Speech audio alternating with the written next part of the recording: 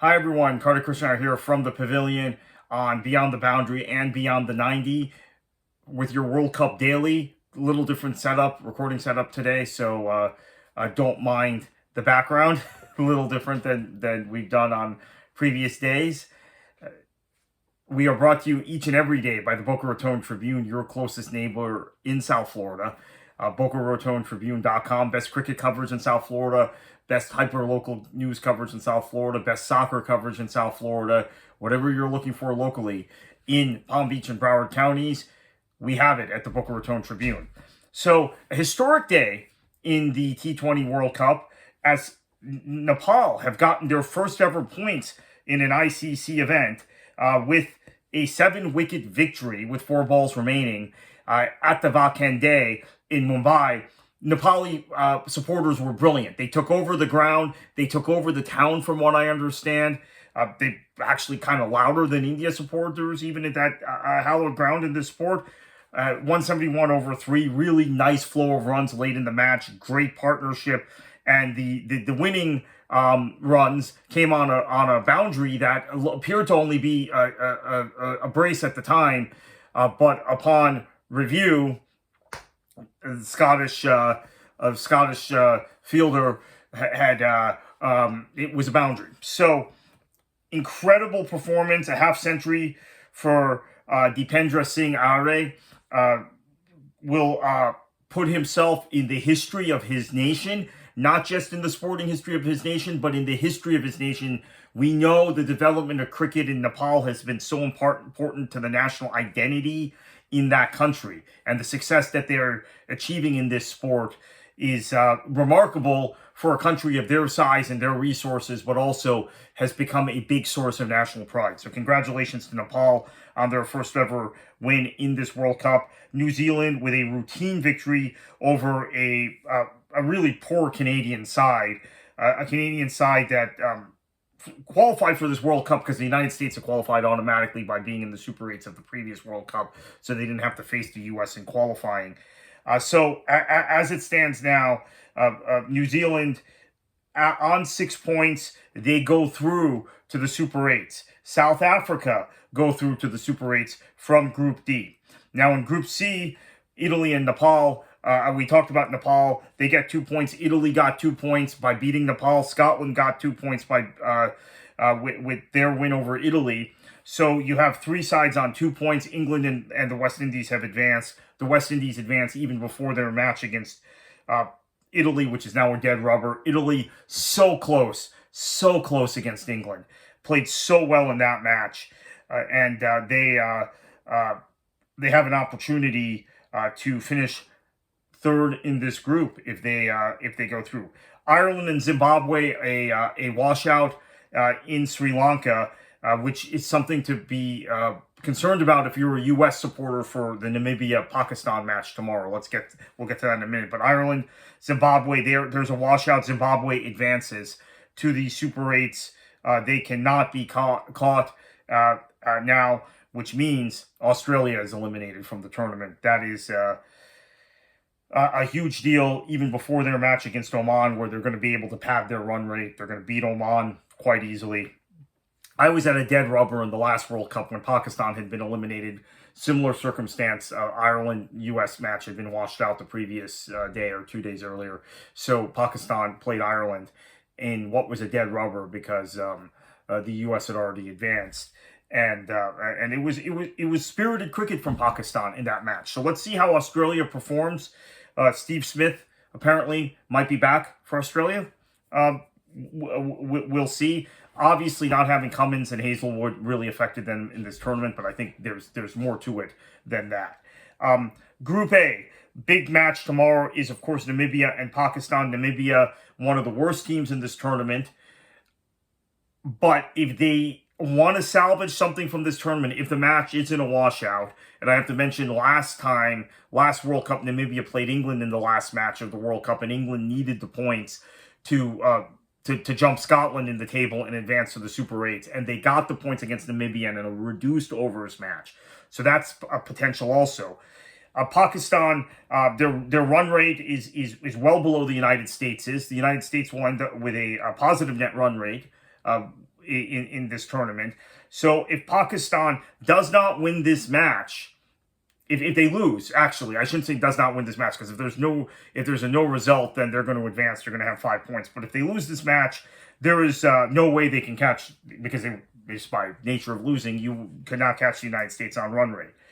So that is the big match tomorrow, with the implications in terms of what is going to happen in terms of sides advancing.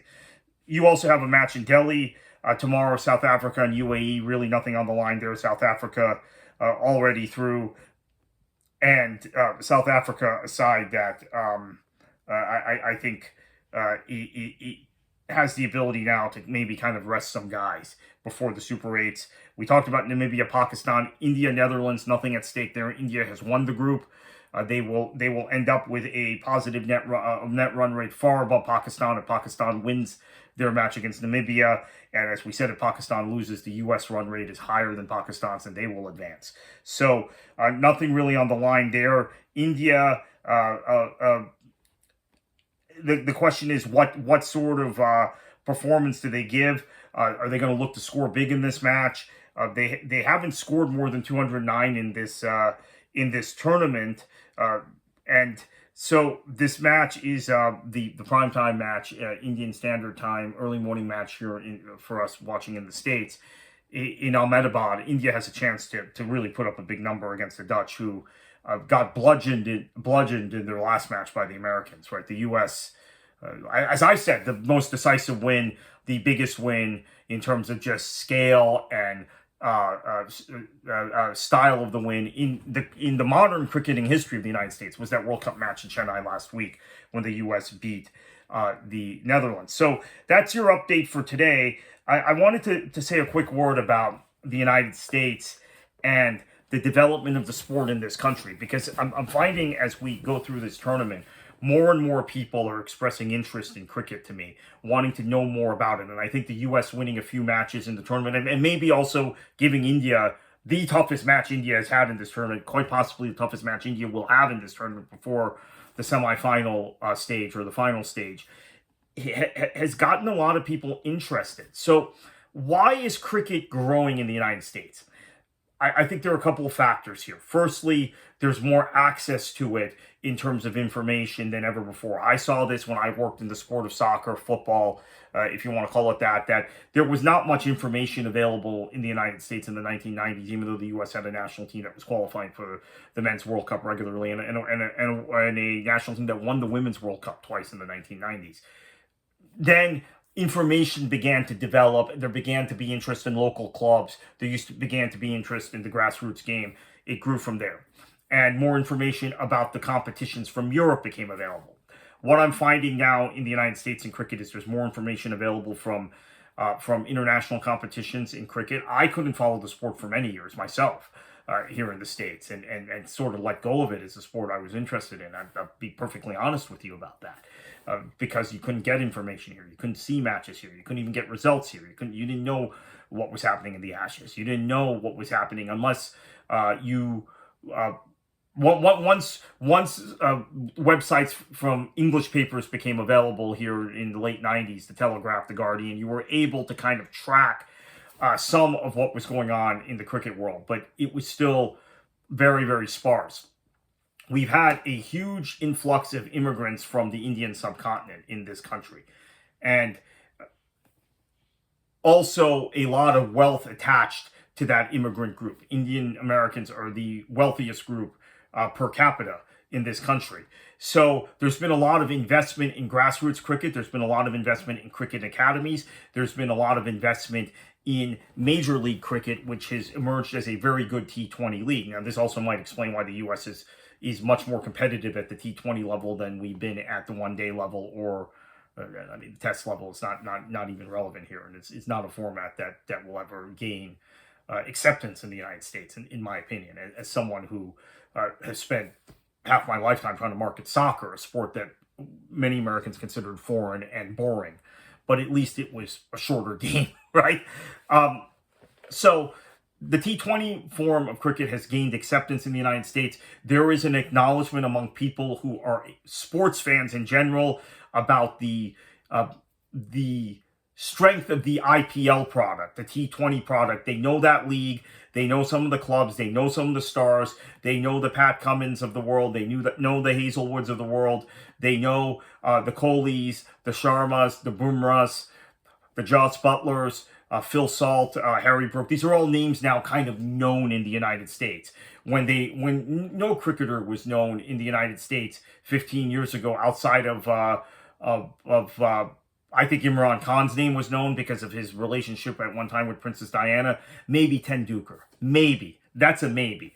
There was no knowledge of kind of these strong, big name international cricketers. Now, their names have emerged more because of the T20 game than than actually the international game. I was talking to someone the other day about Jafar Archer, and I said, "Yeah, hasn't he been brilliant when England has won the One Day World Cup and won the T20 World Cup?" No knowledge of that. Said, "Oh, I saw him bowl in the IPL." Okay, so that's where some of the knowledge comes from. And then I think you have a first generation of Indian American, and even now second generation born Indian Americans. I was born in the United States. I've lived my entire life in the United States. I'm in my 50s now, and we've raised my wife and I have raised our niece, but we don't have any children. But my cousins all have kids, and a lot of their kids aren't playing cricket, but there are enough Indian Americans playing cricket. That's where you get players like Mukamala and Sanjay Krishnamurthy. They are American-born and bred cricketers of Indian ethnicity or Indian origin, if you want to call it. But they're not of Indian origin. They were born in the United States, raised in the United States, but they are of Indian ethnicity. Then we've had an influx, and I don't want to get political here because people get kind of sensitive about this topic, but we have had an influx of white South Africans to the States, and a lot of them play cricket. And in fact, one of the standout stars in this particular World Cup for the United States has been Skadley Van Schalwick, who is a white South African who has been phenomenal and has been a phenomenal teammate and a phenomenal figure in cricket in this country. So happy to see him at 37 getting his opportunity to really stand out on the international stage. So you have players South Africa hasn't picked. Andres House is another one that have gravitated to the States to play cricket professionally who have become eligible for the United States.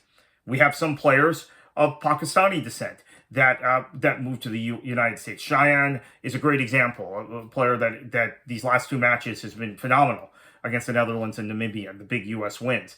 And then you also have a player, Ali Khan, that I call kind of, to me, the classic American cricketer, because he's been here a long, long time. Born in Karachi, but been here. He's been with, ever since we've had a relevant national team, Ali Khan has been part of that national team. And he's 35 now. I will be very sad when he retires. That's why I obviously carried on about his injury in the India match, but which I think may have cost us that match. But he is a guy that came here at a young age, has been playing cricket professionally in the States since he was in his early 20s, and has been kind of the cornerstone of our national side. And then you have the Indians who have come here for work purposes. Netravalkar is a great example of that. And he has been celebrated in this country. I don't know. Now again, it's a controversial topic politically. There are a lot of people on the right politically in the United States who feel like, well, all these software jobs, all these things, they can be done by Americans coming out of American colleges also. Okay, maybe they can, maybe they can't. I don't know. I'm not here to judge that. But we have had a steady flow of people who come in, who go to college. Netravalkar was a first-class cricketer in India. Didn't work out, came here to go to Cornell, got a visa, started working at Oracle in Silicon Valley, and it is really interesting kind of the way this is working out, because Sanjay Krishnamurthy, who I mentioned earlier, is a student at San Jose State. He is going to have a lucrative career ahead of him in Silicon Valley or in the tech industry after he's done playing cricket. But he's such a good cricketer and has been of stature in Major League Cricket that there's a lot a lot there. And in fact, I was reading where his roommate finally realized he was a big deal because he read about a match in Major League Cricket where Sanjay had hit a six off of Netravalkar, because a lot of Americans know who Netravalkar is simply because of his status. His story cut through the clutter. In terms of cricket not being a recognized sport in the United States. So wanted to talk about that. The U.S. might be out of this tournament at this time tomorrow because Pakistan would have gotten a result against Namibia, but it's been a great tournament for the U.S., and I think the U.S. has performed better in this World Cup than in the last, and expect the United States now with this platform and with Major League Cricket to continue to qualify for major tournaments and continue to be one of the leading lights in terms of associate nations in the sport. So we will be back to wrap up the matches of tomorrow and then start to look ahead to the Super 8 stage tomorrow with our World Cup T20 Daily. Thank you for watching.